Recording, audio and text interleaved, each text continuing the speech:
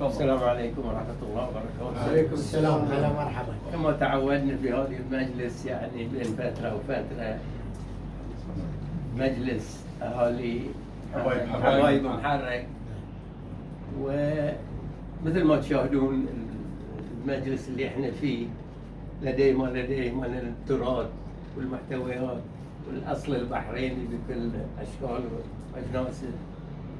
ولدنا وحبيبنا الله يجزيك بالخير، الله أعطاك الصحة والعافية وبعد والتكلفة حتى تروي لنا هذه اللي. واليوم أنا أجي وأقدم لنفسي ولكم أغلى ما قدمه الرسول عليه الصلاة والسلام، ألا وهي عهده بآخر حج، وأوصانا بوصية الرسول عليه الصلاة والسلام في خطبته. واحنا يتصور لي كأن احنا اليوم محتاجين ما قال الرسول قبل 14 قرن. فش قال بسم الله الرحمن الرحيم. هذه في آخر طبعا هو ما حج إلا حج واحدة، وقال على أثرها ألقى هذه: أيها الناس اسمعوا قولي فإني لا أدري لعلي لن ألقاكم بعد عامي هذا في موقفي هذا.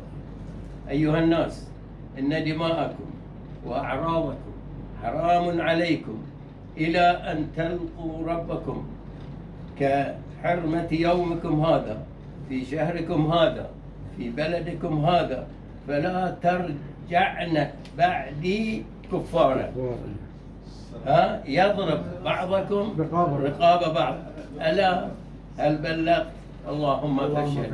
احنا يا جماعة الأيام اللي احنا نعيش محتاجين حق الآية دي. هذه أحلى هدية طال عمرك. صح. الله يجزيك خير يا أستاذ. الله يثبتك يا في وقت لأمتنا العربية والإسلامية محتاجين إلى قول الرسول عليه الصلاة والسلام وفي آخر وصية له. جزاك الله خير. جزاك الله خير يا أبو حسن، جزاك الله خير. إن شاء الله لكينو يكون نور في هالمجلس. جزاك الله خير، الله يرحم والديك. جزاك الله خير يا ان شاء الله ان شاء الله تتم في قلبنا قبل ما تتم في مجلسنا. الله يرحم والديك. شكرا الله يحفظك. جزاك الله